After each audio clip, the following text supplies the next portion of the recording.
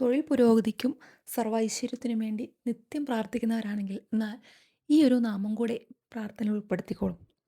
കൃഷ്ണ കൃഷ്ണ മഹായോഗിനിൻ ഭക്തന ഭയങ്കര ഗോവിന്ദ പരമാത്മന നന്ദന സർവമേ വശമനായ ആയും ദേഹി ധനം ദേഹി വിദ്യാം ദേഹി മഹേശ്വരി സമസ്തമഖിലം ദേഹി മേ പരമേശ്വരി തേ സമത ജനവദേഷു ദദാദാനി തേഷാം തേഷാം യശാംസനി ന ച സീതാതി ധർമ്മദം വർഗം ധ്യാനാസ്ത ഏവ നിർഭൃതാൻജ ഭൃതം ദാരാം യശാം സദാ ദുദുഭയത ഭവതി പ്രസന്നത.